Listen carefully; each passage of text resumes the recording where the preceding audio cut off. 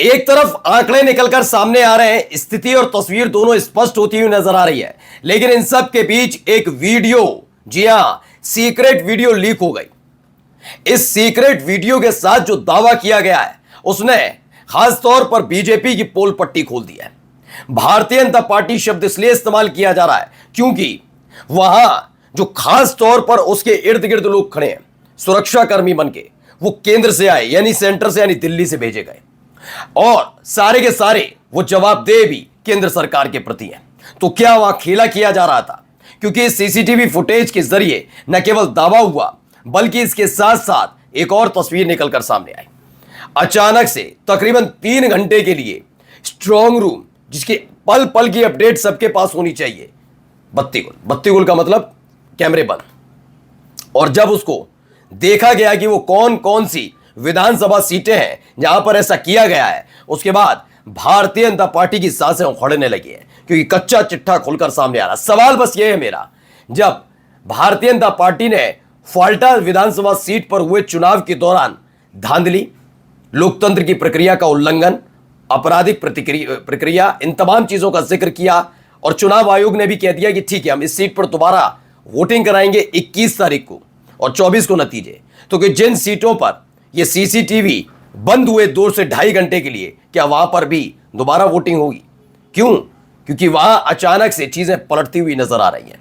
वहां हुआ है कुछ ऐसा खेला कि जहां जहां सीसीटीवी फुटेज बंद थे, यानी सीसीटीवी कैमरे, वहां ज्यादातर सीटों पर बीजेपी ने बढ़त बनाई है। तो ऐसा कैसे हो जाएगा कि ये सब घटनाक्रम घटे भी और बढ़त भी बीजेपी के हाथों? और भी कई खबरें दिखाता हूं। नमस्कार, मैं हूं प्राज्वल गौतम और आप देख रहे हैं टाइम्स एक्सप्रेस। आंकड़े लगातार आपके अपने चैनल पर दिखाए जा रहे हैं। पश्चिम बंगाल का ये आंकड़ा, एक एक आंकड़ा हमने आप तक पहुंचाया, और उस आंकड़े की एक एक तस्वीर आप तक पहुंचा रहे हैं। न केवल पश्चिम बंगाल बल्कि असम, तमिलनाडु के साथ साथ आपको हम पुडुचेरी और केरल की भी तस्वीर दिखा रहे हैं। तमिलनाडु का तो खेल पता लग गया कि डीएमके प्लस वाला चल रहा था, लेकिन अचानक से चीज़ें पलटी हैं। टीवी के एक सबसे बड़ी पार्टी बनकर उभरी, पहली बार ही विजय जो एक्टर है, उनकी पार्टी है, उन्होंने चुनाव लड़ा और पहली बार में ही मतलब एक तरीके का तूफान आ गया तमिलनाडु के अंदर।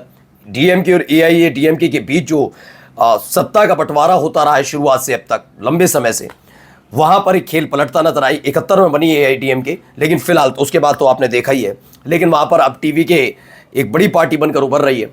खैर, इन सब से इतर एक पश्चिम बंगाल से तस्वीर निकली। पहले इस तस्वीर को देखिए। कुल मिलाकर अगर इसमें कैमरे देखे जाएं जो लगाए गए थे, ये स्ट्रांग रूम के लिए कैमरे लगाए गए थे, इसमें 23 कैमरे काम कर रहे हैं। मतलब 23 कैमरे, 2 कैमरे नहीं काम कर रहे थे, 23 कैमरे अलग अलग स्ट्रांग रूम पर नजर बनाए रखने के लिए थे। अब 23 में से आप देखिए 1 2 3 4 5 6 7 8 9, 23 में से 9 कैमरे बंद मिल जाते हैं।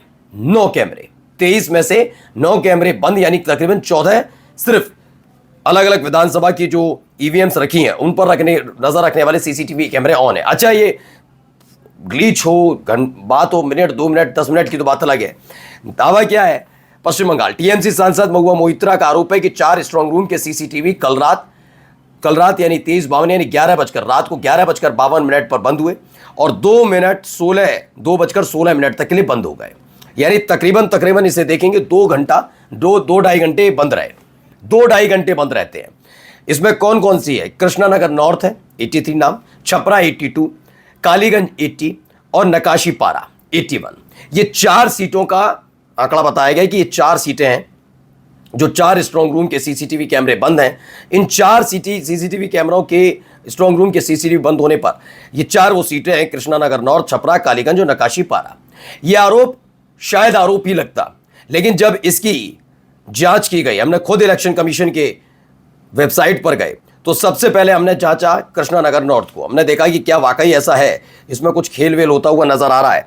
तो पता लगा, जी देखिए, तारकनाथ चटर्जी ये भारतीय जनता पार्टी के, ये लीड करने लग जाते हैं 8173, यानी तकरीबन 5000 से ज्यादा वोटों से लीड कर रहे हैं। और यहीं का सीसीटीवी कैमरा, इसी जहां पर इस विधानसभा सीट के ईवीएम रखे थे उस स्ट्रांग रूम का कैमरा 2.5 घंटे तक बंद रहता है। दूसरे नंबर पर एआईटीएमसी है ही है, टीएमसी का। तीसरे पर कम्युनिस्ट पार्टी वाले, और बाकी का हम क्या बताएं। खैर, तो ट्रेलिंग कहां हो रही है? 5072 यहां पर हो रही है वेस्ट बंगाल में, इस सीट पर कृष्णानगर उत्तर नॉर्थ 83, और यहां पर भारतीय जनता पार्टी के प्रत्याशी लीड बनाए हुए हैं। ये मैं इसलिए आपको दिखा रहा हूं कि देखते चलिए। दूसरा क्या है, छपरा 82। छपरा से भी हमने जाकर देखा कि छपरा में कुछ क्या हो रहा है। अब देखिए, छपरा से भी तस्वीर निकलकर सामने आती है, जिसमें बताया गया अभी तक इसमें जीरो था, लेकिन अचानक से चीजें बदली हैं। जबीर शेख हैं टीएमसी के, और भारतीय जनता पार्टी के जो है वो 4288 इस सीट पर, यहां पर ये पीछे चल रहा है, ठीक है ना। तीसरी तस्वीर कालीगंज से निकलकर सामने आई, जरा कालीगंज की तस्वीर भी देखिए। ज्यादा अंतर नहीं है कालीगंज में, ये देखिए ज्यादा अंतर नहीं है, सिर्फ 999 वोटों का अंतर है। किसमें, ऑल इंडिया तृणमूल कांग्रेस यानी यहां पर आगे है सिर्फ 999 वोटों से, ज्यादा का अंतर ट्रोल किया ही नहीं किया।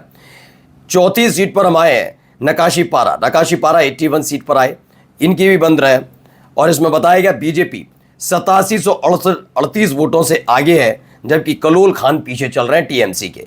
तो 2 सीटों पर बढ़त, 2 सीटों पर बीजेपी और 2 सीटों पर टीएमसी की बढ़त होती है। अब आइए, एक और दावा कर दिया गया, ये भी वीडियो देख लीजिए पहले आप, यहां क्या हो रहा है।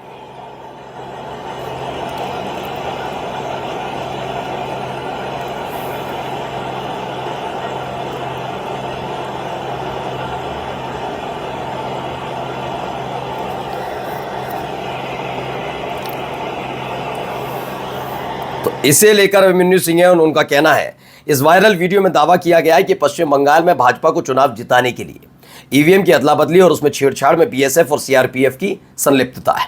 अगर ये दावा सच है तो इस देश में लोकतंत्र का अंत हो चुका है, तानाशाही चल रही है।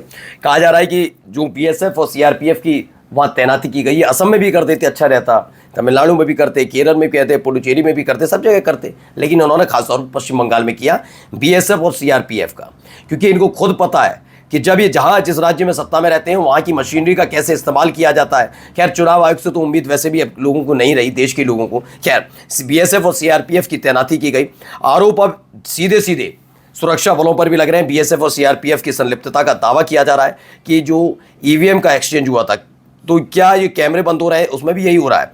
अब एक और वीडियो है, जरा ये देखिए।